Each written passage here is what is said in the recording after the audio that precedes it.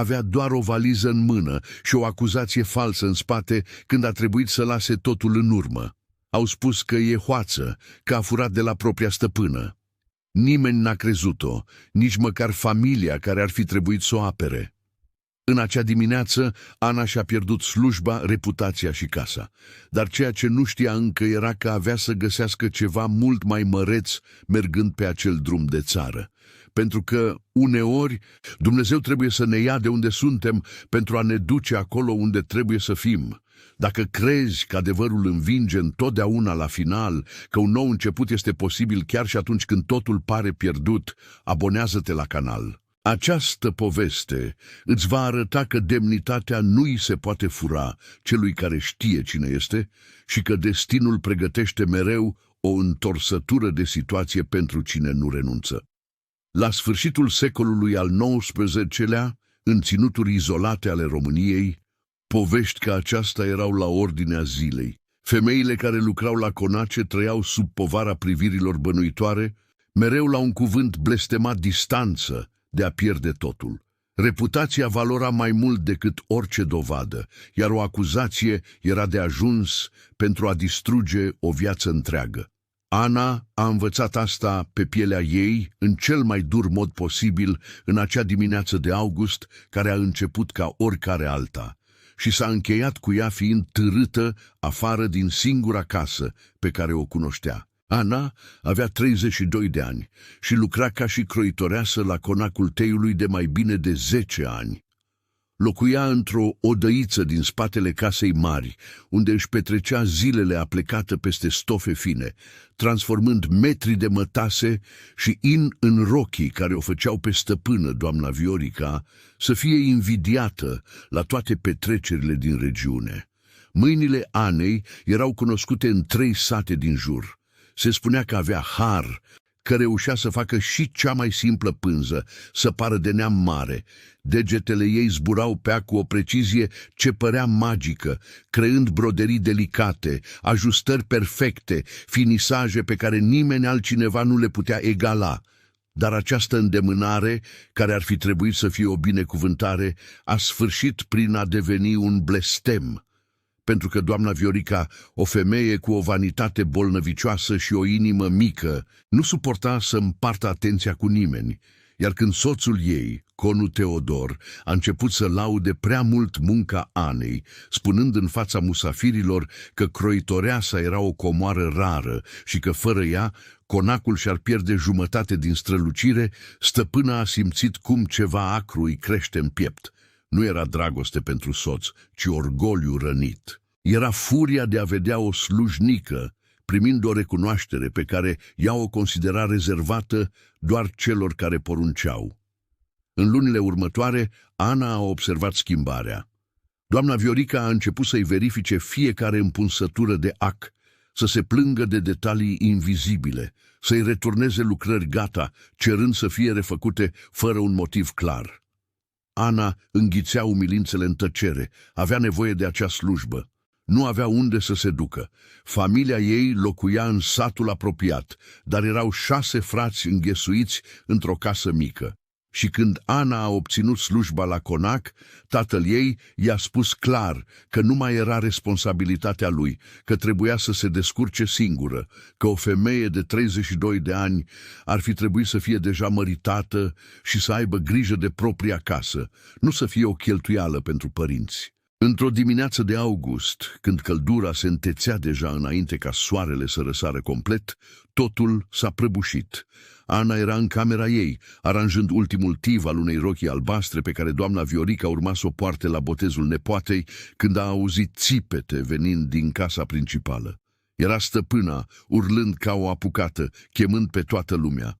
Ana a lăsat cusutul și a alergat, cu inima deja strânsă de un presentiment rău. A găsit-o pe doamna Viorica în dormitorul ei, cu fața roșie de furie, ținând în mână o cutiuță de lemn deschisă. Femeia a arătat spre Ana cu un deget tremurând de mânie și a strigat că fusese furată, că broșa de aur cu smaralde pe care i-o dăruise soțul la aniversarea căsătoriei dispăruse. Ana a simțit cum pământul îi fuge de sub picioare. A spus că nu luase nimic, că nu intrase niciodată în dormitorul stăpânei fără permisiune, că nu era o hoață. Dar doamna Viorica n-a vrut să o asculte. Le-a poruncit celorlalte slujnice să-i percheziționeze imediat camera Anei. Ana a încercat să protesteze, să spună că era absurd, dar deja 3 femei îi răsturnau odăița cu susul în jos, aruncându-i hainele pe jos, deschizând valiza veche unde își ținea lucrurile. Și acolo, pe fundul valizei, sub hainele de duminică, au găsit broșa, strălucind ca o dovadă a unei crime pe care Ana nu o comisese.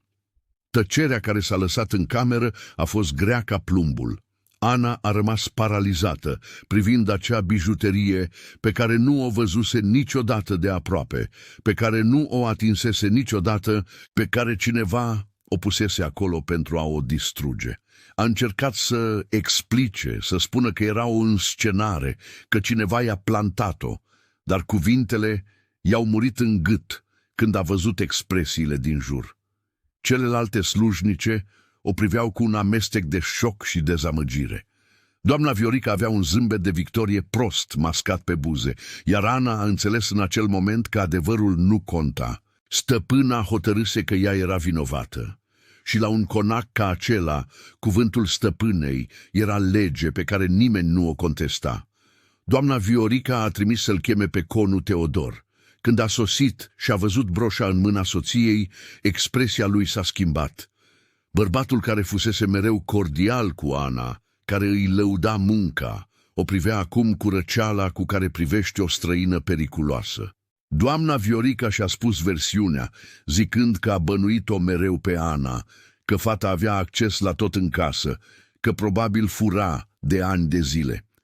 Conul a încuviințat în tăcere, apoi s-a întors spre Ana și i-a spus cu o voce aspră că are o oră să-și strângă lucrurile și să părăsească proprietatea, că dacă nu pleacă de bunăvoie, va trimite vătafii să o ducă cu forța, că nu va chema jandarmii doar pentru că nu voia un scandal care să păteze numele familiei, dar că dacă va mai călca vreodată pe pământurile lui, va sfârși la închisoare.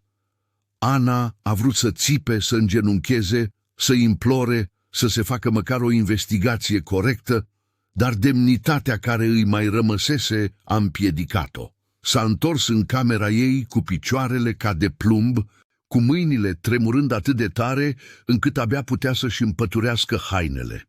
A pus totul în valiza veche, hainele pe care le avea, cele 2 rochii de duminică, șalul pe care îl dăduse mama ei când plecase de acasă, o Biblie mică, cutiuța cu ațe și ace, uneltele meseriei ei. Nu avea bani puși deoparte. Doamna Viorica întârzia mereu cu plata, iar în ultimele luni nici nu-i mai plătise. Ana a închis valiza, a privit pentru ultima oară odăița care îi fusese casă timp de un deceniu și a ieșit pe ușa din spate. Celelalte slujnice s-au dat la o parte când a trecut, de parcă hoția ar fi fost o boală contagioasă. Nimeni nu i-a spus un cuvânt de sprijin, nimeni nu a privit-o în ochi. Ana a traversat curtea conacului cărând valiza grea, cu capul sus din pur orgoliu, dar cu pieptul sfâșiat pe dinăuntru. Când a ajuns la poarta principală, a privit înapoi pentru ultima oară. A văzut-o pe doamna Viorica la fereastra dormitorului, observând-o cu o expresie satisfăcută. Și Ana a știut cu certitudine absolută că acea femeie înscenase totul, că îi pusese broșa în valiză doar pentru a avea o scuză să o dea afară pe croitoreasa care primea prea multe laude. Drumul de țară se întindea în fața ei, lung și prăfuit, fără o destinație clară. Ana a început să meargă pentru că nu avea altă alegere. Soarele urca repede pe cer, căldura creștea cu fiecare minut, iar valiza devenea mai grea cu fiecare pas. S-a gândit să meargă la casa părinților din sat, dar rușinea îi strângea pieptul. Cum avea să explice că fusese alungată, acuzată de furt? Tatăl ei era un om rigid, obsedat de reputația familiei. Îi spusese de mai multe ori că o fiică dezonorată nu-i va călca în casă și, chiar dacă mama ei ar fi crezut-o, nu avea puterea să-l contrazică pe soț. Ana a mers toată ziua, oprindu-se doar pentru a bea apă dintr-un pârâu care traversa drumul. Gura îi era uscată, picioarele o dureau în ghetele vechi, spatele o ardea de la greutatea valizei. A trecut prin 2 sate mici, dar nu s-a oprit în niciunul. Nu cunoștea pe nimeni, nu avea bani să plătească un han, iar vestea acuzației probabil se răspândise deja. În locurile mici, bârfa călătorea mai repede decât calul. Când soarele a început să apună, Ana era prea epuizată pentru a continua. A ieșit de pe drumul principal, a urmat o cărare îngustă care ducea în pădure, căutând un loc cât de cât protejat pentru a petrece noaptea. Atunci a văzut coliba. Era pe jumătate ascunsă de vegetație, la vreo 50 de metri de cărare, lângă un pârâu care curgea lin printre pietre. Era o construcție mică, cu pereți de chirpici, acoperiși de paie cu găuri, ușa atârnând într-o singură balama. Se vedea clar că fusese abandonată de mult timp. Buruienile creșteau în jur, acoperind totul, și nu era niciun semn de viață omenească. Ana s-a apropiat încet, a împins ușa care a scârțâit puternic. Înăuntru mirosea puternic a mucegai și abandon. Podeaua era de pământ bătătorit, crăpată și denivelată. Era o masă veche lipită de perete, cu doar 3 picioare, al 4-lea fiind înlocuit de pietre stivuite. Erau 2 bănci rudimentare, o poliță căzută pe jos, oale ruginite împrăștiate, pânze de păianjen acopereau colțurile. Se putea vedea cerul prin găurile din acoperiș, dar era un adăpost, era un perete între ea și noaptea care se apropia. Ana a intrat, a lăsat valiza pe jos și s-a așezat pe una dintre bănci. Tot corpul o durea, dar sufletul o durea și mai tare. A rămas acolo, nemișcată, privind acel spațiu mizerabil, care acum era tot ce avea, și pentru prima dată de dimineață și-a permis să plângă. A plâns pentru nedreptate, pentru umilință, pentru singurătatea care era acum singura ei companie. A plâns pentru viața pe care o pierduse, pentru viitorul pe care nu-l putea zări. A plâns până nu a mai avut putere, până i s-a uscat gâtul, până i-a tremurat tot corpul de oboseală. Când noaptea s-a lăsat de-a binelea, Ana s-a culcat chiar pe jos, folosind valiza ca pernă și șalul mamei ca pătură. Prin găurile din acoperiș vedea stelele strălucind, indiferente la suferința ei. S-a gândit că poate făcuse o greșeală teribilă, că poate ar fi trebuit să se întoarcă la casa părinților și să înfrunte rușinea. S-a gândit că poate nu va supraviețui acolo singură, fără mâncare, fără bani, fără nimic. Dar ceva încăpățânat în interiorul ei refuza să renunțe. Era aceeași încăpățânare care o făcuse să învețe să coasă singură în copilărie, urmărind-o pe mama ei la lucru și imitându-i fiecare mișcare. Aceeași încăpățânare care o făcuse să îndure ani de umilințe din partea doamnei Viorica, fără să-și părăsească slujba. Ana a închis ochii, corpul epuizat învingând în cele din urmă mintea agitată. A dormit un somn agitat, plin de coșmaruri, în care mâini o acuzau și voci repetau la nesfârșit cuvântul hoață. S-a trezit cu corpul înțepenit și cu gura uscată de sete. Soarele era deja sus, intrând prin găurile acoperișului și luminând praful care plutea în aer. S-a ridicat încet, fiecare mușchi protestând, și a ieșit din colibă. Pârâul era aproape, apa curgând limpede peste pietre. Ana a îngenunchiat la mal, s-a spălat pe față, a băut cu palmele făcute căuș. Apa era rece, înviorătoare și a ajutat-o să-și limpezească mintea. A privit în jur pentru prima dată cu atenție. Coliba se afla într-un fel de poiană naturală, înconjurată de copaci pe o parte și de pârâu pe cealaltă. Pământul din jur era acoperit de buruieni, dar se vedea că fusese cultivat la un moment dat. Erau resturi de gard putrezit, semne de straturi vechi, pietre care probabil delimitau o cărare. Cineva locuise acolo, lucrase acel pământ, își construise o viață în acel loc și apoi abandonase totul din motive pe care Ana nu le va afla niciodată. S-a întors în colibă, a deschis valiza, a luat ultima bucată de pâine pe care o păstrase înainte de a pleca de la conac. Era tare. Aproape că își rupea dinții, dar era mâncare. A mâncat-o încet, făcând-o să dureze, știind că atunci când se va termina, nu va mai avea nimic. În timp ce mesteca, a privit pereții colibei, acoperișul găurit, podeaua denivelată și a luat o decizie care avea să schimbe totul. Nu avea să plece, nu avea să se întoarcă târându-se la familia ei, nu avea să-i ofere doamnei Viorica satisfacția de a o vedea învinsă. Avea să rămână acolo, în acea colibă uitată, și avea să-și reconstruiască viața cu propriile mâini. Nu știa cum, nu știa dacă va reuși, dar avea să încerce, pentru că a renunța însemna să accepte că minciuna a învins, că nedreptatea a avut ultimul cuvânt. Și asta Ana refuza să facă. A petrecut restul zilei curățând coliba. A măturat podeaua cu o creangă plină de frunze, a îndepărtat pânzele de păianjen cu mâinile, a adunat oalele ruginite și le-a dus la pârâu pentru a încerca să le curețe. Masa ruptă nu avea reparație, dar băncile încă serveau. A aranjat ușa cât a putut de bine, legând-o cu liane găsite în pădure. Nu avea cum să repare acoperișul fără materiale adecvate, așa că a împins băncile în colțuri, unde nu picura când ploua. La sfârșitul zilei, coliba era încă mizerabilă, dar era curată. Era un progres mic, dar era un progres. Și Ana s-a agățat de asta ca un naufragiat de o scândură. Noaptea a venit din nou, aducând un frig care o făcea să tremure chiar și înfășurată în șal. Stomacul îi chiorăia de foame, dar nu avea ce mânca. A băut apă din pârâu pentru a-și păcăli burta. S-a culcat în același colț ca înainte și a rămas privind stelele prin acoperișul găurit. S-a gândit la stăpână, care în acel moment probabil cina copios la masa mare a conacului, fără nicio mustrare de conștiință, pentru că distrusese viața cuiva. S-a gândit la familia ei, care probabil nici nu știa încă ce se întâmplase. S-a gândit la tot ce pierduse și la tot ce încă putea pierde, dar s-a gândit și că era în viață, că avea un adăpost, că avea apă curată, că avea propriile mâini și îndemânarea pe care nimeni nu i-o putea fura. Și s-a agățat de asta ca de singura speranță în mijlocul întunericului care părea fără sfârșit. A treia zi a început cu Ana trezindu-se înainte de răsărit, cu stomacul durând-o de foame. Nu mâncase nimic de la bucata de pâine tare din ziua precedentă, iar corpul începea să dea semne că nu va rezista mult timp fără hrană.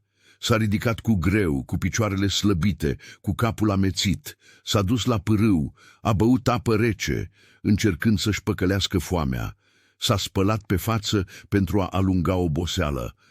Trebuia să găsească mâncare, dar nu știa unde, nu cunoștea zona, nu știa să identifice plante comestibile, nu avea undiță pentru a pescui, nu avea capcană pentru a vâna. Avea doar mâinile goale și disperarea crescândă. Atunci a auzit zgomotul. Era un sunet de copite de cal venind de pe cărarea care trecea pe lângă colibă. Ana a simțit cum inima îi bate cu putere. Să fie cineva de la conacul teiului venit să o caute, să fie jandarmii pe care conul se hotărâse totuși să-i cheme. S-a ascuns în spatele colibei, cu corpul încordat, gata să fugă dacă era necesar. Dar călărețul care a apărut în poiană nu avea față de vătaf, nici de jandarm. Era un bărbat de vreo 38 de ani, cu haine simple, dar de bună calitate, cu o pălărie cu boruri largi care îl proteja de soare, cu barba îngrijită, călărind un cal murg bine tratat și cu o expresie a cuiva care cunoștea bine acele pământuri. Bărbatul a oprit calul lângă pârâu, a descălecat cu o mișcare agilă și a lăsat animalul să bea. Atunci a observat fumul care ieșea din colibă, subțire, aproape invizibil, dar prezent. Ana încercase să aprindă un foc mic dimineața, folosind vreascuri uscate, dar renunțase din lipsă de îndemânare. Bărbatul s-a întors în direcția colibei, cu ochii atenți, și a strigat cu o voce fermă, întrebând dacă era cineva acolo. Ana a ezitat, dar știa că nu avea rost să se ascundă. Calul îi trădase deja prezența. A ieșit din spatele colibei, cu mâinile strânse în fața corpului, cu o postură defensivă a cuiva care se aștepta la o acuzație sau la o alungare. Bărbatul a privit-o de sus până jos. Nu cu lipsă de respect, ci cu o curiozitate amestecată cu îngrijorare. A întrebat-o ce făcea acolo, dacă știa că acele pământuri aparțineau moșiei Stejaru, dacă avea autorizație să ocupe coliba. Ana a simțit frica strângându-i se în gât, dar a răspuns cu o voce pe care a încercat să o mențină fermă. A spus că nu știa ale cui erau pământurile, că găsise coliba abandonată și avea nevoie de un adăpost, că nu făcea rău nimănui.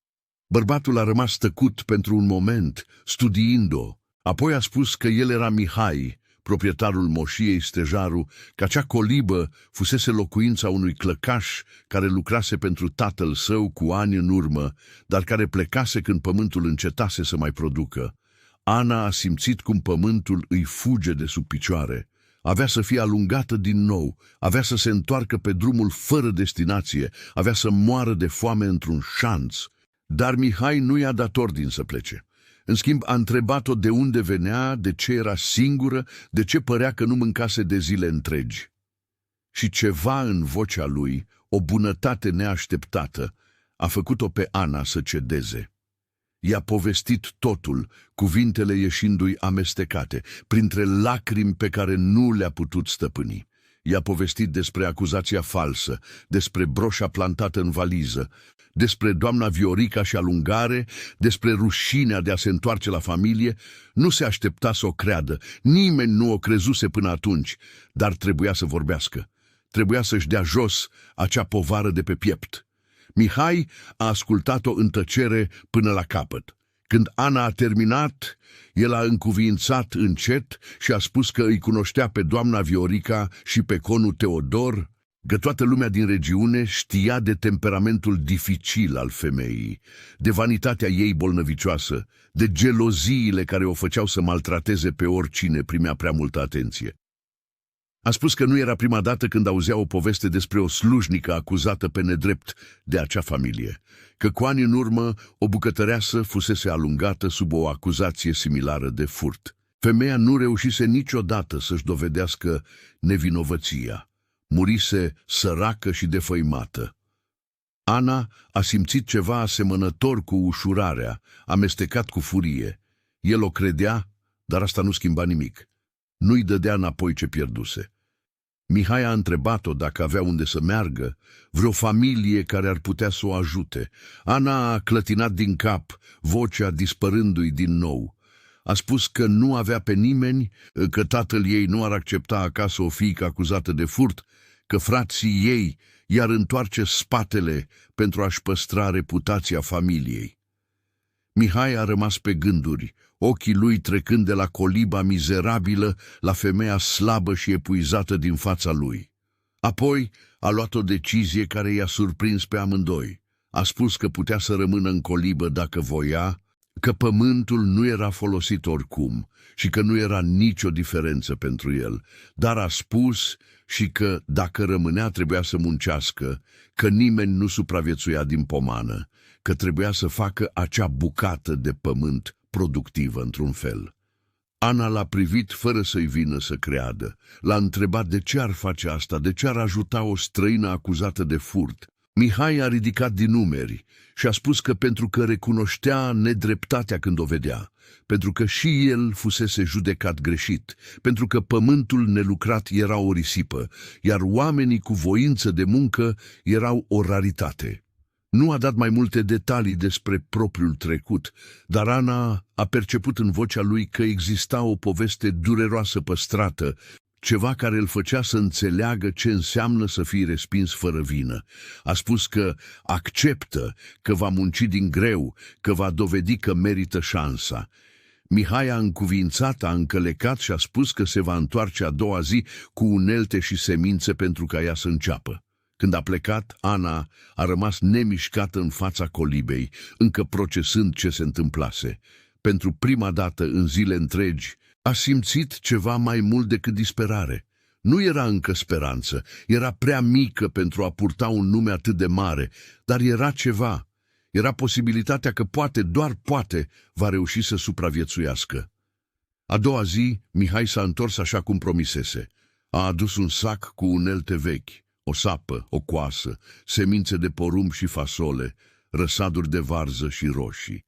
A adus și făină, o bucată de carne uscată, sare și un pumn de cafea. Ana a privit toate acestea ca pe o comoară, i-a mulțumit cu vocea gâtuită, mâinile tremurându-i când a luat sacul cu mâncare. Mihai a învățat-o cum să pregătească pământul, cum să sape straturile, cum să planteze semințele la adâncimea corectă. A lucrat alături de ea toată dimineața, arătându-i cum să țină sapa corect pentru a nu-și obosi spatele, cum să smulgă buruienile din rădăcină, cum să profite de pământul de lângă pârâu, care era mai umed și mai fertil. Ana absorbea fiecare cuvânt, fiecare gest, mâinile ei, care cunoșteau doar acul și ața, învățând acum să se descurce cu pământul și plantele. Era o muncă grea, complet diferită de tot ce făcuse în viața ei, dar era o satisfacție ciudată în a vedea pământul fiind răscolit, în a vedea straturile prinzând formă. La prânz, Mihai a spus că trebuie să se întoarcă la moșie, dar că va trece pe acolo în fiecare săptămână pentru a vedea cum progresează. Înainte de a pleca, a privit-o pe Ana cu o expresie serioasă și i-a spus că avea nevoie de mai mult decât pământ pentru a supraviețui, că avea nevoie de bani pentru a cumpăra lucrurile pe care nu le putea planta. A întrebat-o dacă avea vreo altă îndemânare, în afară de croitorie. Ana a spus că croitoria era singurul lucru pe care știa să-l facă bine, că își petrecuse întreaga viață cu acul în mână. Mihai s-a gândit un moment, apoi a spus că știa femei în satul apropiat care aveau nevoie de o croitoreasă bună, că hainele făcute în orașele mari erau prea scumpe pentru oamenii simpli. A spus că dacă Ana ar putea face rochii, cămăși, haine de copii de bună calitate și la un preț corect, ar avea clientelă. Ana a simțit cum inima îi bate mai tare.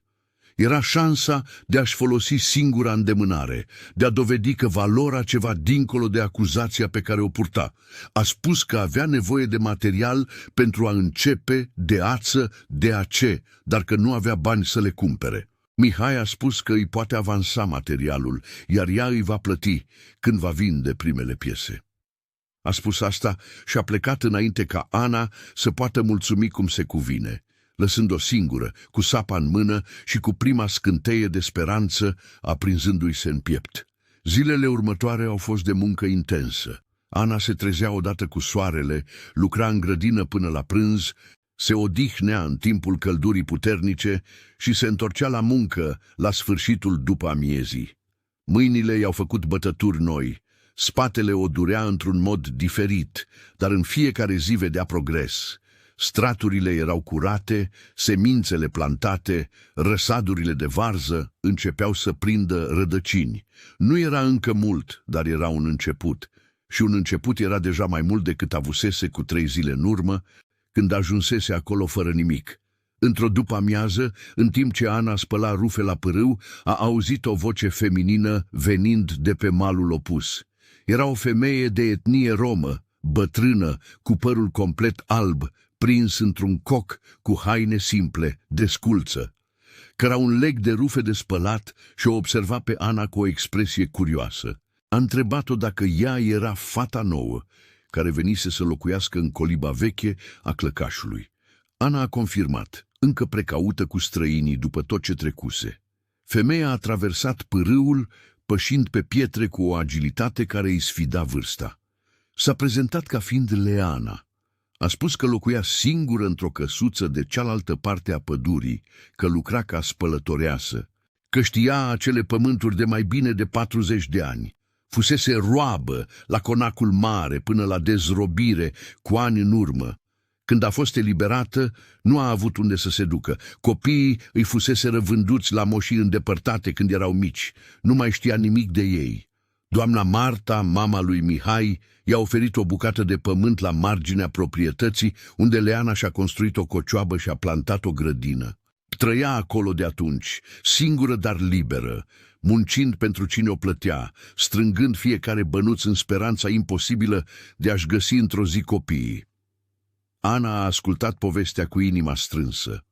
Și Leana pierduse totul, Fusese smulsă din familie, supraviețuise la ceea ce nimeni nu ar trebui să supraviețuiască și totuși era acolo, în viață, muncind, mergând înainte. A întrebat-o pe Leana cum a reușit, cum a găsit puterea de a o lua de la capăt după ce a pierdut atât de mult. Femeia bătrână a zâmbit trist și a spus că nu a fost o alegere, că ori mergea înainte, ori murea, și că atâta timp cât avea viață, avea speranța de a-și reîntâlni copiii. A spus că Dumnezeu nu dă niciodată o povară mai mare decât puterea de a o purta, că uneori descoperim forțe pe care nu știam că le avem atunci când nu avem altă opțiune. În zilele următoare, Leana a început să apară frecvent. Aducea înțelepciunea cuiva care lucrase pământul o viață întreagă. A învățat-o pe Ana să identifice ierburile bune de cele rele, să facă ceai pentru durere, să economisească fiecare picătură de apă, fiecare fărâmă de mâncare. O învăța și despre regiune, despre familiile care locuiau în jur, despre cine era de încredere și pe cine era mai bine să evite. Ana a descoperit că Leana cunoștea povestea broșei furate, că vestea se răspândise prin sate ca focul pe miriște, dar spre deosebire de toți ceilalți, Leana a spus că nu credea în acuzație. A spus că cu ani în urmă ea însăși fusese acuzată că a furat o lingură de argint de la conac, unde era roabă. A fost bătută până la sânge. A stat o săptămână închisă în butuci, dar nu a mărturisit niciodată, pentru că nu luase nimic. Ani mai târziu, când stăpâna a murit și au golit casa, au găsit lingura într-un sertar al stăpânei, uitată acolo. Nimeni nu i-a cerut scuze Leanei, nimeni nu a recunoscut greșeala, dar ea știa adevărul și asta trebuia să fie de ajuns. I-a spus că și Ana va trebui să învețe să trăiască cu adevărul păstrat, că poate nu-și va dovedi niciodată nevinovăția, dar că nu putea lăsa minciuna altora să definească cine era ea. Mihai s-a întors în săptămâna următoare, aducând materiale textile. Nu erau mătăsuri scumpe, nici inuri fine, ca cele cu care lucra Ana la conacul teiului, dar erau suficient de bune. Bumbac rezistent, stambă cu imprimeuri simple, in mai gros. A adus și ațe colorate, ace noi, o foarfecă ascuțită, nasturi de lemn. Ana a luat materialul cu reverență, degetele recunoscând textura familiară, greutatea potrivită, promisiunea transformării. Mihai a spus că vorbise cu 3 femei din sat, că aveau nevoie de rochii noi pentru hramul bisericii de luna viitoare, că erau dispuse să plătească bine dacă lucrul era bun. Ana a promis că va face cea mai bună muncă din viața ei. În acea noapte, la lumina slabă a lămpii cu gaz pe care o adusese Mihai, Ana a tăiat prima rochie. Mâinile îi se mișcau cu precizia cuiva care făcuse asta de 1000 de ori, dar inima îi bătea diferit. Nu cosea pentru o stăpână ingrată care se va plânge de detalii invizibile. Cosea pentru ea însăși, pentru a-și dovedi propria valoare, pentru a-și construi un viitor cu propriile mâini. A lucrat până târziu, degetele zburând pe material, creând cusături perfecte, finisaje delicate, detalii care făceau diferența. O săptămână mai târziu, cele 3 rochii erau gata. Ana le-a atârnat pe o sfoară întinsă între 2 copaci pentru a le vedea mai bine la lumina soarelui. Erau piese simple, fără broderiile elaborate pe care le făcea pentru doamna Viorica, dar aveau o calitate incontestabilă. Croielile erau perfecte, cusăturile invizibile, ajustările făcute pentru a valoriza corpul celei care le va purta. Leana a trecut să ia apă și s-a oprit să le admire. A spus că nu mai văzuse niciodată o lucrare atât de frumoasă, că femeile din sat se vor bate să comande o rochie de la Ana. Mihai a dus rochiile în sat la următoarea sa călătorie. S-a întors 2 zile mai târziu cu bani și comenzi noi. Femeile fuseseră încântate, plătiseră prețul convenit fără să se tocmească și fiecare ceruse încă o piesă. Mihai i-a dat banii Anei, mai puțin valoarea materialului pe care îl avansase. Ea a ținut monedele în mână, simțindu-le greutatea, dovada fizică că putea supraviețui singură, că avea o valoare dincolo de ceea ce stăpâna încercase să distrugă. Erau bani cinstiți, câștigați cu munca propriilor mâini și valorau mai mult decât orice salariu pe care îl primise la conac. Cu banii, Ana a cumpărat mai mult material, mai multă ață, o oală nouă pentru a le înlocui pe cele ruginite. A cumpărat și țigle pentru a începe să repare acoperișul colibei, cuie, scânduri. Mihai a ajutat-o la reparație, urcând pe acoperiș pentru a potrivi țiglele, în timp ce Ana ținea scara improvizată. Lucrau într-o tăcere confortabilă, fără a fi nevoie de cuvinte pentru a umple spațiul. Și Ana a realizat că începea să aibă încredere în acest bărbat care apăruse în viața ei ca un străin și devenea ceva diferit. Într-o după-amiază, în timp ce se odihneau la umbră, după ce au reparat ultima parte a acoperișului, Mihai i-a povestit pentru prima dată despre propriul trecut. A spus că fusese căsătorit, că soția lui murise de febră cu 5 ani în urmă, că de atunci trăia singur la conacul mare, îngrijit doar de slujitori vechi. A spus că și părinții lui muriseră, că frații lui se mutaseră la oraș, că el rămăsese cu proprietatea pentru că era singurul care iubea pământul cu adevărat. A spus că știa ce e singurătatea, că știa ce înseamnă să te trezești într-o casă plină, dar goală de viață. Ana a ascultat în tăcere, înțelegând de ce o ajutase fără să ezite. Recunoștea în celălalt aceeași durere, aceeași amprentă a cuiva care pierduse ceva esențial și trebuia să reînvețe să trăiască. I-a spus că îi era recunoscătoare pentru tot, că fără ajutorul lui nu ar fi supraviețuit. Mihai a clătinat din cap și a spus că ea supraviețuia prin propria forță, că el doar îi dăduse uneltele, dar că munca era în întregime a ei. A spus că îi admira curajul, refuzul de a renunța, chiar și atunci când totul conspira împotriva ei. A spus asta, privind-o direct în ochi. Și Ana a simțit cum ceva cald îi se răspândește în piept, ceva ce nu era doar recunoștință. Lunile au trecut, aducând schimbări care păreau imposibile când Ana ajunsese acolo doar cu o valiză și disperare.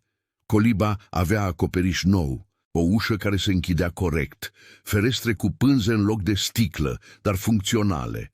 Grădina producea suficiente legume pentru ca Ana să mănânce și să facă schimb cu Leana pentru ouă și lapte de capră. Comenzile de croitorie creșteau în fiecare săptămână. Femei din 3 sate din jur voiau rochii, cămăși, haine de copii făcute de mâinile Anei. Muncea de la răsărit până la apus, dar era o muncă ce construia ceva, ce lăsa o urmă vizibilă în lume. Mihai continua să apară în fiecare săptămână. Aducea mereu ceva. O unealtă, un sac de var pentru a vărui pereții, puieți de pomi fructiferi pentru a-i planta în jurul colibei. Stătea mai mult la fiecare vizită, ajutând la munca grea, conversând despre viață, râzând de lucruri simple.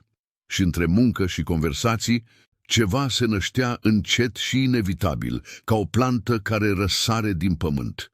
Nu era doar prietenie, nu era doar recunoștință, era o recunoaștere reciprocă a 2 suflete care supraviețuiseră furtunii și învățau să aibă încredere din nou. Trecuseră 6 luni de când Ana ajunsese la colibă doar cu o valiză și o inimă sfâșiată. Transformarea era vizibilă în tot. Coliba avea pereți văruiți în alb, acoperiș fără scurgeri. O ușă nouă pe care Mihai o făcuse folosind lemn bun de la gater. Avea perdele de stambă la ferestre, o masă adevărată cu 4 picioare solide, bănci care nu se clătinau. Avea o poliță organizată cu oale curate, o lampă care lumina bine, un pat adevărat pe care Ana îl cumpărase cu banii din cusături. Nu era lux, dar era un cămin și era al ei, construit cu propria sudoare, fără a datora nimic nimănui, în afară de recunoștință. Grădina producea mai mult decât putea folosi. Avea varză, roșii, dovleac, bame, ardei, avea un papai încărcat, bananieri pe care Mihai îi adusese ca puieți și care acum dădeau ciorchini grei. Avea un coteț mic cu o jumătate de duzină de găini care făceau ouă în fiecare zi. Avea chiar și o capră pe care Leana i-o dăduse cadou, un animal blând care dădea suficient lapte pentru ca Ana să facă brânză și să o vândă la târgul din sat. Viața era încă grea, munca era încă grea, dar era demnitate în asta, era un scop și era, pentru prima dată în mult timp, ceva asemănător cu fericirea. Comenzile de croitorie crescuseră atât de mult încât Ana abia făcea față. Făcea rochii pentru nunți, haine de botez, cămăși pentru bărbați, rochii de duminică pentru femei, hăinuțe pentru copii. Clientele veneau de departe, unele călătoreau leghe întregi doar pentru a comanda o piesă făcută de mâinile ei. Spuneau că era o lucrare prea fină pentru o croitoreasă de la țară, că părea ceva de modistă de la orașul mare. Ana primea laudele cu modestie, dar păstra fiecare cuvânt ca pe o comoară. Era dovada că doamna Viorica nu reușise să distrugă ce avea ea mai bun. Mihai devenise o prezență constantă în viața ei. Apărea de 3-4 ori pe săptămână, mereu cu scuza de a aduce ceva sau de a ajuta la vreo reparație. Dar amândoi știau că scuzele erau doar atât, scuze. El venea pentru că voia să fie aproape de ea, iar Ana aștepta vizitele lui cu o nerăbdare pe care nu o mai putea ascunde. Conversau despre tot, despre copilărie, despre visele pe care le păstraseră, despre rănile pe care timpul le vindeca încet. Mihai povestea despre moșie, despre provocările de a administra pământul singur, despre singurătatea care îl măcina pe dinăuntru când se întorcea în casa goală la sfârșitul zilei. Ana povestea despre viața la conacul teiului, despre mama care murise când era tânără, despre tatăl care nu-i arătase niciodată afecțiune, despre senzația de a fi invizibilă până când a fost acuzată de ceva ce nu făcuse. Povestea despre nopțile în care încă se trezea transpirată, visând-o pe doamna Viorica, arătând cu degetul acuzator, cu familia, întorcându-i spatele, cu singurătatea care aproape o distrusese. Mihai asculta totul cu o atenție sinceră, fără a judeca, fără a încerca să minimizeze durerea.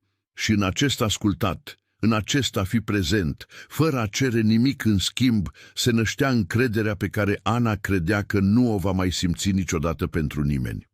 Într-o după-amiază de martie, în timp ce lucrau împreună, plantând noi puieți de cafea în spatele proprietății, ceva s-a schimbat între ei. Ploaia a venit brusc, așa cum se întâmplă la țară, fără avertisment, transformând cerul din albastru în gri în câteva minute. Au alergat spre colibă râzând, uzi leoarcă, cu picioarele afundându-se în noroi. Înăuntru, Ana a luat niște cârpe pentru a se usca, dar când s-a întors să-i dea una lui Mihai, l-a găsit privind-o într-un mod diferit. Era ceva în ochii lui care îi făcea inima să bată mai tare, care făcea aerul din colibă să pară mai dens. Mihai a făcut un pas mai aproape, ezitant, dându-i timp să se retragă dacă ar fi vrut. Dar Ana nu s-a retras. A rămas nemișcată, cu cârpa uitată în mână, cu inima bătând atât de tare încât era sigură că el o putea auzi. Mihai a ridicat mâna încet, i-a atins fața cu delicatețea cuiva care atinge ceva prețios și a întrebat-o în șoaptă dacă o poate săruta. Ana a încuvințat doar, cu vocea blocată în gât, și când buzele lui le-au atins pe ale ei, a simțit cum ceva se sparge în pieptul ei. Era zidul pe care îl construise pentru a se proteja, prăbușindu-se dintr-o dată, lăsând-o vulnerabilă și speriată și fericită în același timp. Sărutul a fost lung și grijuliu, plin de promisiuni pe care niciunul dintre ei nu avea încă curajul să le rostească. Când s-au despărțit, Mihai și-a lipit fruntea de a ei și i-a spus că încercase să lupte împotriva acestui sentiment, că încercase să păstreze distanța pentru că nu voia să profite de situația ei, dar că nu mai putea să se prefacă că nu simte nimic. A spus că atunci când o privea, vedea forță, vedea curaj, vedea tot ce căutase o viață întreagă, fără să știe că asta căuta. A spus că știa că era prea devreme, că ea încă se recupera după tot ce trecuse, dar că trebuia să fie sincer cu ceea ce simțea. Ana a simțit lacrimile venind, dar erau lacrimi diferite de cele pe care le plânsese în acea primă noapte în colibă. Erau lacrimi de ușurare, de recunoaștere, de speranță în sfârșit permisă. I-a spus că și ea simțea că era frică să simtă, pentru că frica era un companion constant de la acuzație, dar că nu mai putea nega. I-a spus că el apăruse când avea cea mai mare nevoie, nu doar cu ajutor material, ci cu respect, cu răbdare, cu bunătate, care o făceau să-și amintească că nu toată lumea era ca doamna Viorica. I-a spus că învăța să aibă încredere din nou și că voia să aibă încredere în el. Au rămas acolo, îmbrățișați, în timp ce ploaia bătea în acoperișul nou, lumea de afară transformându-se în furtună. Dar în interiorul colibei era pace. Mihai a spus că nu se grăbea, că puteau să o ia încet, că important era că erau împreună acum. A spus că voia să fie alături de ea, nu doar ca un prieten care o ajută, ci ca un partener adevărat, ca un bărbat care o alegea în fiecare zi. Ana și-a lăsat capul pe pieptul lui, ascultând inima bătând ferm și, pentru prima dată în luni de zile, și-a permis speranței să crească fără teamă. Dar fericirea nu durează niciodată mult timp fără a fi testată.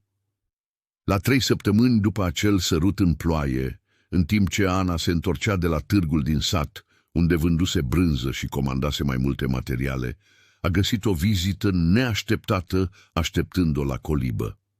Era fratele ei mai mic, Petru, un băiat de 19 ani, care fusese mereu cel mai blând din familie.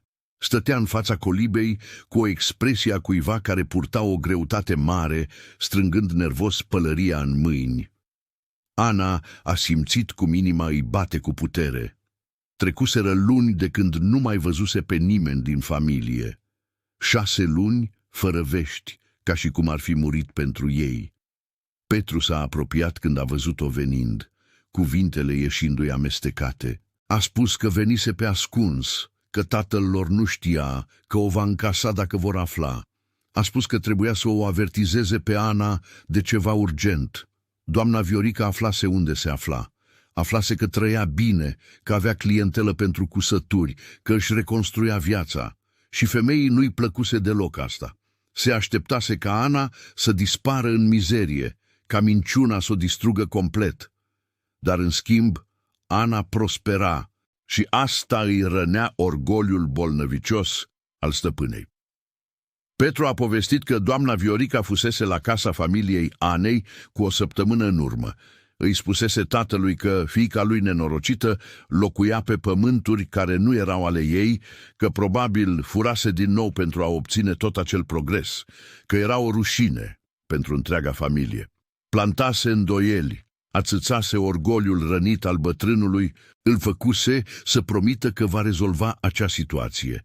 Tatăl Anei, un om cu un temperament violent și obsedat de reputație, spusese că o va aduce pe fiica lui înapoi, chiar și cu forța, că o va închide în casă până îi va aranja o căsătorie cu un văduv bătrân care ar accepta o femeie marcată, că nu va permite să continue să trăiască singură, aducând o faimă proastă numelui familiei. Ana a simțit cum îi îngheață sângele în vine.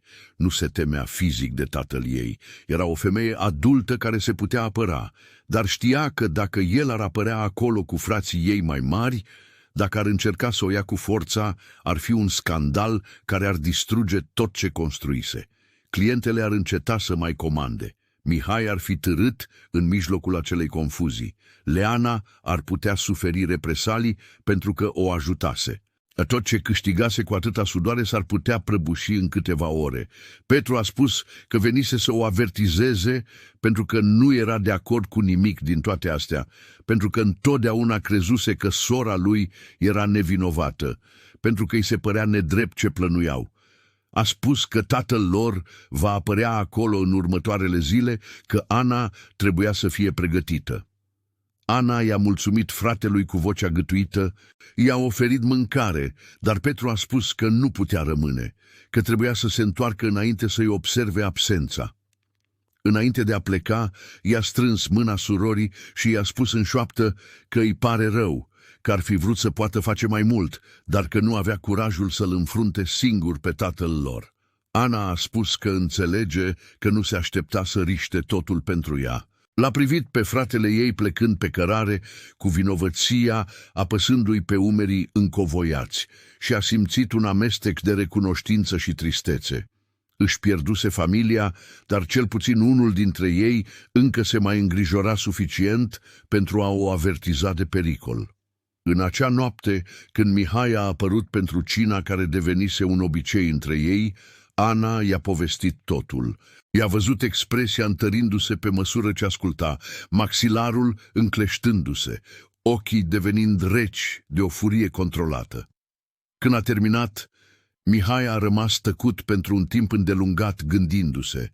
Apoi a spus că nu va lăsa pe nimeni să o ia de acolo, că acele pământuri erau proprietatea lui și că tatăl ei nu avea niciun drept asupra Anei. A spus că dacă bătrânul va apărea, va întâmpina rezistență.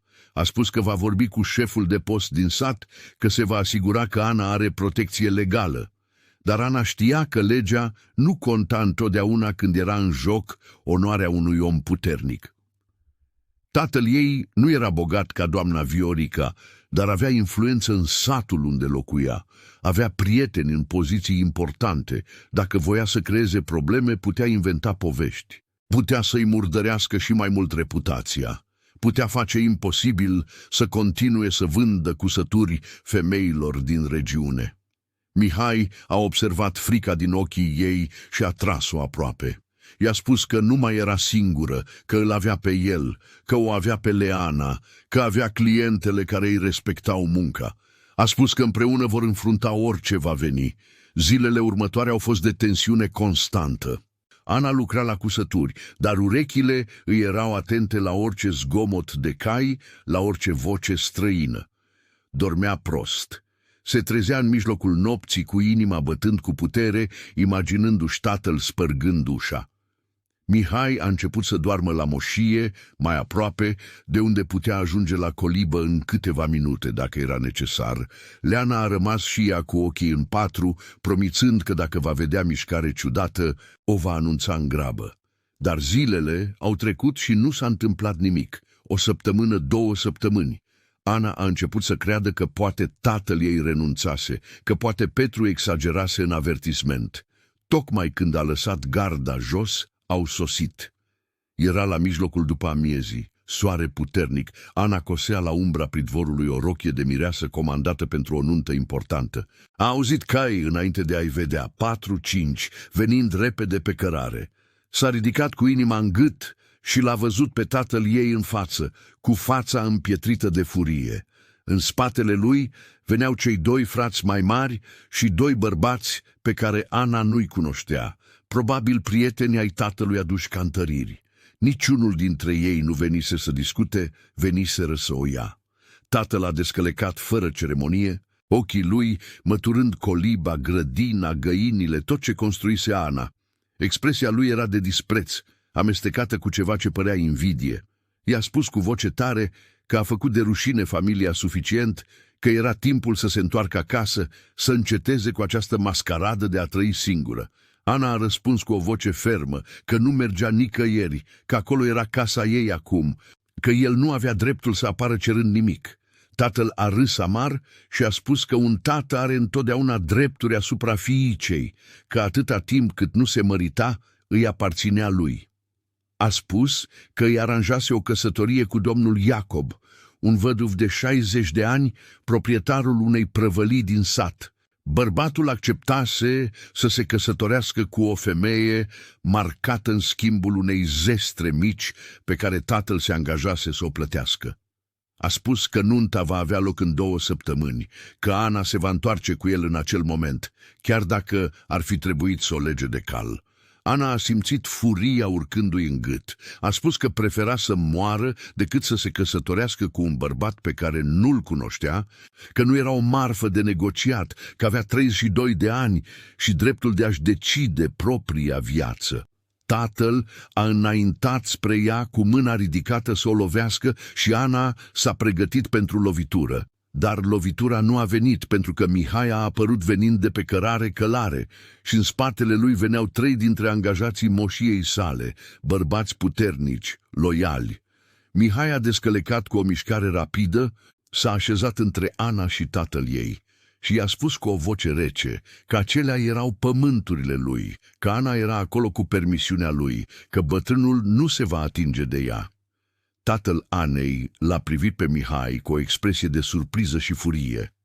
L-a întrebat cine se credea el să se bage în treburile familiei. Mihai a răspuns că era proprietarul acelor pământuri și că va deveni în curând familia Anei, dacă ea va accepta. S-a întors spre Ana, ochii lui îndulcindu-se, și a întrebat-o acolo, în fața tuturor, dacă voia să se căsătorească cu el. Nu din obligație, nu pentru că avea nevoie de protecție, ci pentru că se iubeau, pentru că voiau să-și construiască o viață împreună. A spus că se gândise să mai aștepte, să facă o cerere adecvată, dar că, în fața acelei situații, trebuia să clarifice că Ana nu era singură. Ana l-a privit pe acest bărbat care apăruse în viața ei când totul era distrus, care îi oferise nu doar ajutor, ci respect, companie, o dragoste care creștea încet și sigur. A spus da cu o voce clară care nu a tremurat. Tatăl ei a explodat de furie. A spus că nu va accepta, că era absurd, că fiica lui nu se putea căsători fără consimțământul lui. Dar Mihai a spus calm că Ana avea peste 30 de ani, că legea permitea căsătoria fără autorizație paternă la acea vârstă, că se vor căsători cu sau fără binecuvântarea lui.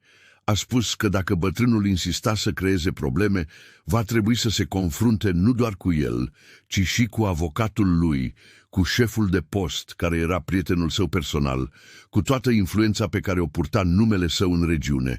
Tatăl Anei a realizat că pierdea, că nu avea cum să forțeze situația fără a crea un scandal și mai mare. Tăcerea care s-a lăsat în poiană după cererea în căsătorie a fost densă ca un nor înainte de furtună. Tatăl Anei privea de la Mihai la fiica sa, cu fața roșie de o furie neputincioasă. Frații schimbau priviri inconfortabile, realizând că situația scăpase de sub control. Prietenii pe care bătrânul îi adusese ca întăriri au făcut pași înapoi. Nu voiau să se bage în probleme cu un moșier respectat ca Mihai. Tatăl a mai încercat odată, cu vocea răgușită de furie reținută. A spus că Ana era o hoață, că fusese alungată de la conacul teiului pentru furt, că niciun om de treabă nu ar trebui să vrea o femeie cu o astfel de pată. Mihai nu s-a clintit. A răspuns că știa întreaga poveste, că știa că acuzația era falsă, că doamna Viorica avea faima de a distruge slujnice din gelozie bolnăvicioasă. A spus că Ana își dovedise caracterul în ultimele 6 luni, muncind din greu, construind o viață cinstită, câștigând respectul tuturor celor care îi cunoșteau munca. A spus că reputația adevărată nu se face cu bârfe, ci cu fapte, și că faptele Anei vorbeau mai tare decât orice minciună inventată. Tatăl Anei a scuipat pe jos cu dispreț și a spus că ea nu merita numele familiei, că din acea zi era moartă pentru ei. A întors spatele, a încălecat și a plecat fără să se uite înapoi. Frații și prietenii l-au urmat, lăsând doar praf pe cărare. Când zgomotul copitelor a dispărut în depărtare, Ana a simțit cum picioarele îi cedează. Mihai a prins-o înainte să cadă, a tras-o aproape și au rămas acolo, îmbrățișați, în timp ce furtuna emoțională trecea. Ana a plâns, dar nu erau lacrimi de tristețe, erau lacrimi de ușurare, de eliberare finală. Își pierduse familia de sânge, dar câștigase ceva mai mare.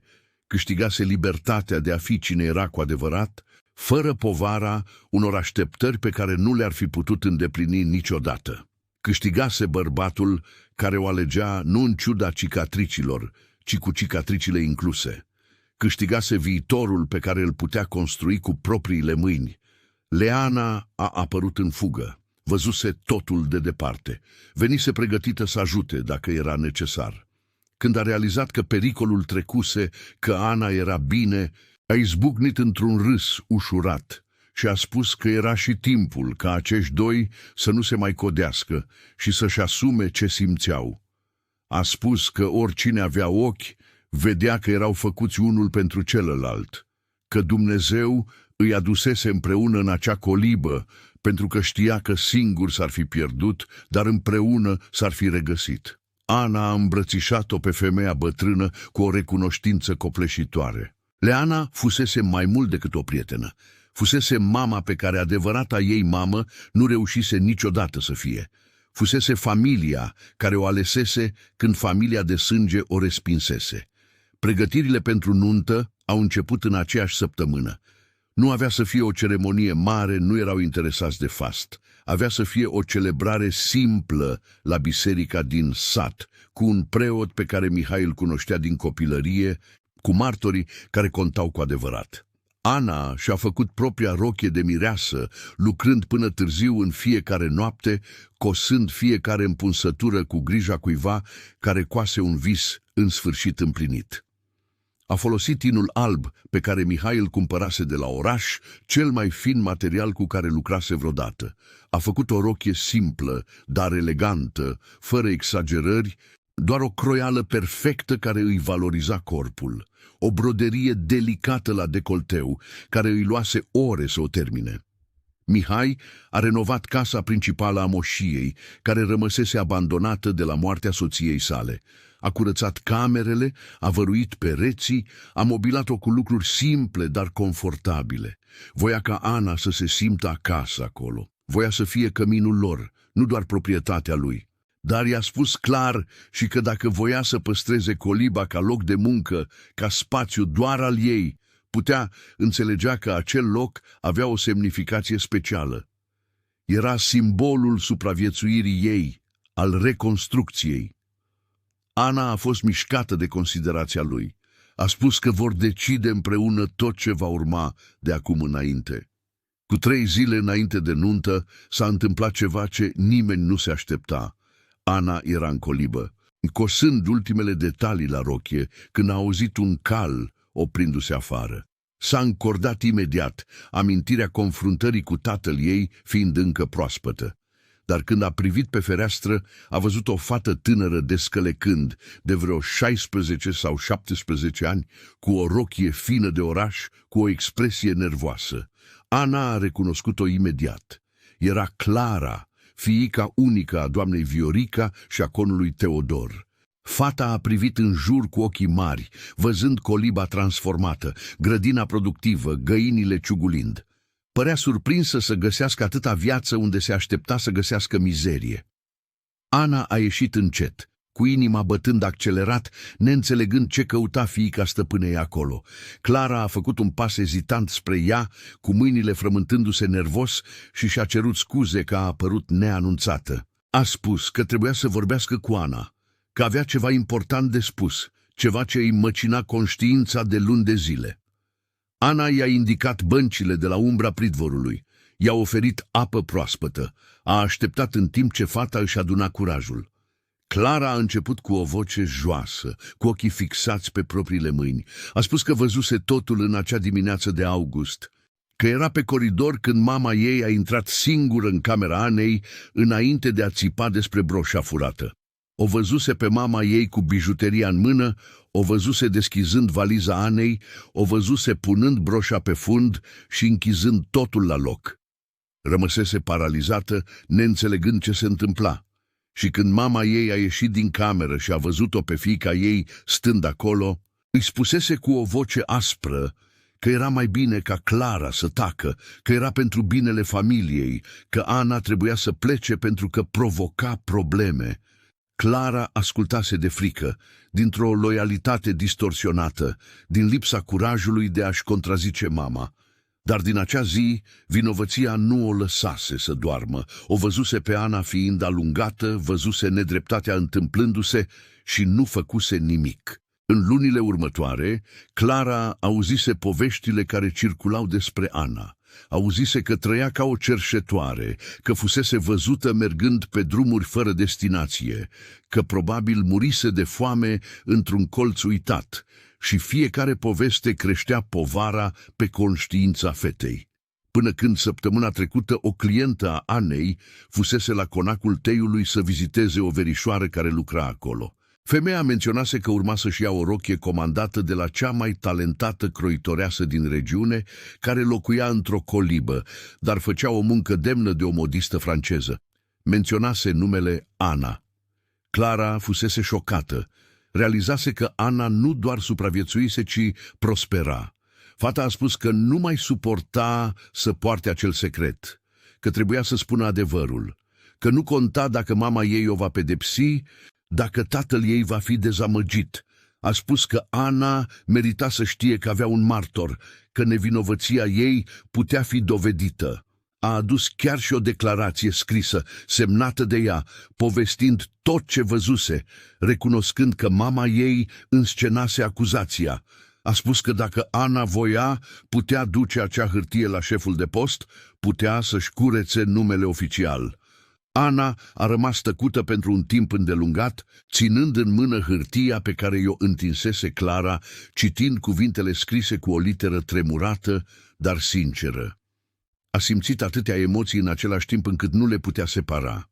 Furie față de doamna Viorica, care o distrusese dintr-un motiv atât de mărunt, precum gelozia. Ușurare pentru că avea în sfârșit dovada nevinovăției.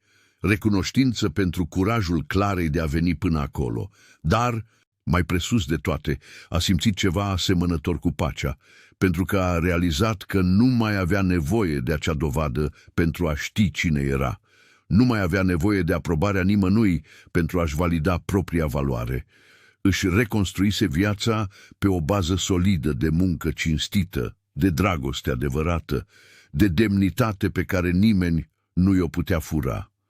Adevărul ieșind la iveală acum era un bonus, nu o necesitate. I-a mulțumit Clarei cu vocea gâtuită. I-a spus că curajul ei de a admite greșeala însemna mai mult decât orice scuză formală. I-a spus că va păstra declarația, că poate o va folosi într-o zi, dar că în acel moment important era că amândouă știau adevărul. Clara a plâns de ușurare, i-a cerut iertare încă o dată și a plecat mai ușoară decât venise. Ana a rămas pe prispă, ținând hârtia, gândindu-se la cum viața are întorsături ciudate. Cu 6 luni în urmă era distrusă, fără nimic, acuzată de o crimă pe care nu o comisese. Acum avea un cămin, avea dragoste, avea o muncă respectată și avea dovada nevinovăției. Dar dovada era doar cireașa de pe tort, nu tortul întreg. Când Mihai a sosit în acea seară, Ana i-a povestit totul, i-a arătat declarația Clarei, i-a văzut expresia schimbându-se de la surpriză la furie împotriva doamnei Viorica și, în final, la mândrie. Privind-o pe Ana, i-a spus că o putea da în judecată pe stăpână acum, că putea cere despăgubiri pentru daunele cauzate, că avea toate cărțile în mână. Dar Ana a clătinat din cap încet. A spus că nu voia să-și petreacă următoarele luni sau ani implicată într-un proces, răscolind o rană care în sfârșit se vindeca. A spus că cea mai bună răzbunare era viața pe care o construise. Era dovada că doamna Viorica nu reușise să o distrugă. A spus că va păstra declarația ca o siguranță în cazul în care femeia ar încerca să-i creeze probleme în viitor, dar că nu va căuta conflict.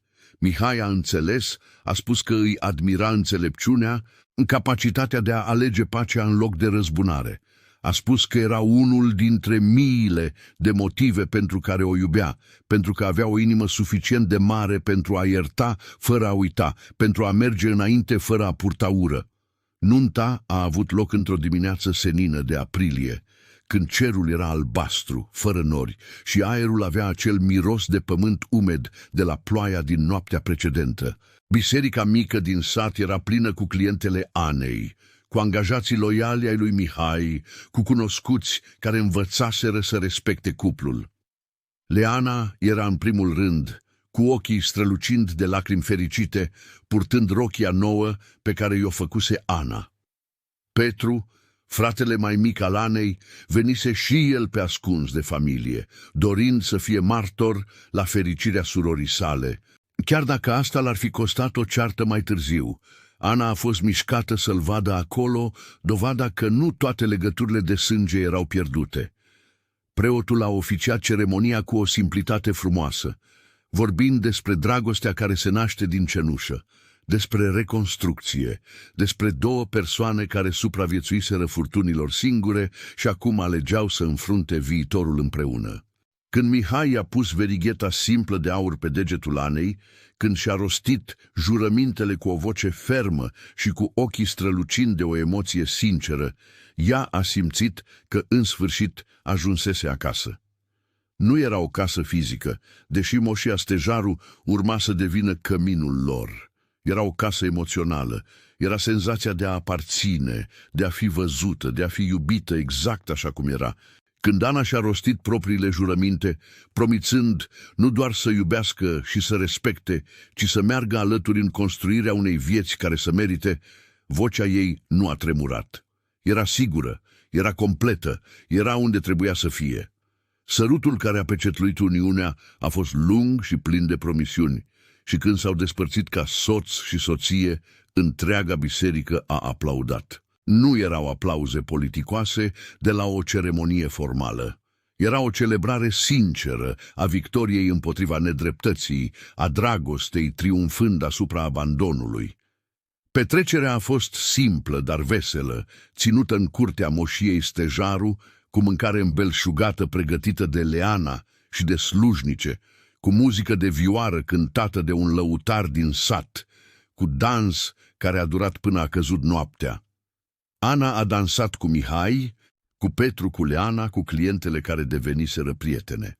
A râs cum nu mai râsese de ani de zile, liberă, eliberată, fără povara acuzației sau a respingerii. În acea noapte, când au rămas în sfârșit singuri în casa principală, care acum era a lor, Mihai i-a luat mâinile și i-a spus că va petrece restul vieții, dovedindu-i că a făcut alegerea corectă. Ana a răspuns că și ea, că vor construi ceva frumos împreună. Anii următori au adus exact asta. Ana a continuat să coasă, dar acum avea o ajutoare, o fată din sat pe care o instruia, transmițând cunoștințele mai departe. Coliba, care fusese primul ei adăpost, a devenit un atelier de croitorie, un spațiu sacru unde transforma materialul în vise împlinite. Moșia prospera sub administrarea lor comună. Mihai se ocupă de pământ și de vite. Ana gestiona partea financiară cu o abilitate care a surprins-o chiar și pe ea. A descoperit că avea talent la cifre, la planificare, la a face banii să rodească. Leana s-a mutat în casa principală cu ei, ocupând o cameră confortabilă, unde se putea în sfârșit odihni după decenii de muncă neîntreruptă. Ana a insistat, spunând că era familia lor acum, că merita să-și trăiască ultimii ani în confort și demnitate. Femeia bătrână a acceptat cu lacrimi de recunoștință și în anii următori a devenit bunica de suflet a copiilor care s-au născut din acea uniune. La 2 ani după nuntă, Ana a născut o fetiță pe care au numit-o Marta, în onoarea mamei lui Mihai, care fusese o femeie generoasă. 3 ani mai târziu a venit băiatul, Gabriel, tăcut și observator ca tatăl său. Ana și-a crescut copiii cu o dragoste feroce și o libertate atentă, fără a repeta niciodată greșelile propriei familii. I-a învățat să muncească, să respecte, să judece oamenii după fapte și nu după bârfe. Le-a povestit, când au fost suficient de mari să înțeleagă, despre acuzația falsă, despre colibă, despre cum își reconstruise viața de la zero. Nu le-a povestit pentru a se victimiza, ci pentru a-i învăța că o cădere nu este un sfârșit, că demnitatea se alege, că iertarea îl eliberează mai mult pe cel care iartă decât pe cel care este iertat. Copiii au crescut văzând o mamă puternică, dar blândă, un tată muncitor, dar prezent, și au învățat că familia se construiește cu alegeri zilnice de dragoste. Doamna Viorica nu a mai încercat niciodată să creeze probleme după ce Clara le-a spus părinților că îi mărturisise totul Anei. Conul Teodor, un om de onoare, în ciuda defectelor sale, a fost îngrozit de ceea ce făcuse soția sa. Nu a existat o scuză formală, orgoliul îi împiedica, dar nu a mai existat nici defăimare. Femeia și-a trăit restul zilelor amărâtă, Văzând de la distanță cum croitoreasa pe care încercase să o distrugă prospera din ce în ce mai mult. Ironia nu a trecut neobservată de nimeni în regiune. Tatăl Anei și frații mai mari nu s-au întors niciodată din decizia lor de a o respinge. Au trăit și au murit fără reconciliere, dar Petru a păstrat legătura pe ascuns, vizitându-și sora de câteva ori pe an, aducând vești, menținând un fir subțire de conexiune. Când bătrânul a murit, ani mai târziu, Petru a apărut la moșia Stejaru pentru a o anunța. Ana a primit vestea fără lacrimi. Făcuse pace cu pierderea acelei familii cu mult timp în urmă. Învățase că sângele comun nu garanta dragostea, că familia adevărată este cea care rămâne în timpul furtunilor, care crede în tine când toți se îndoiesc, care construiește împreună în loc să distrugă. Și o astfel de familie Ana avea din belșug. La 10 ani după acea zi de august, când fusese alungată doar cu o valiză, Ana stătea pe prispa casei principale a moșiei Stejaru. Era un sfârșit de după amiază auriu, acel moment al zilei pe care îl iubea cel mai mult. Mihai era pe pășuni, verificând vitele. Marta se juca lângă coteț cu găinile care deveniseră animale de companie. Gabriel o ajuta pe Leana să ude grădina. Bătrâna avea acum 70 de ani, mai lentă, dar încă puternică, încă prezentă. Ana privea acea scenă domestică, acea pace construită cu muncă și alegeri corecte și simțea o recunoștință copleșitoare. Se gândea la tot ce pierduse în acea dimineață teribilă a acuzației false. Pierduse slujba, reputația, familia, siguranța, dar câștigase atât de multe lucruri mai presus. Se câștigase pe sine. Descoperise forțe pe care nu știa că le are, își dovedise o valoare pe care nimeni nu i-o putea lua. Câștigase o dragoste adevărată, nu bazată pe conveniență sau aparențe, ci pe respect reciproc și alegere zilnică. Câștigase un cămin construit pe o bază solidă de onestitate. Câștigase un scop, folosindu-și darul croitoriei nu doar pentru a supraviețui, ci pentru a aduce frumusețe și demnitate altor femei.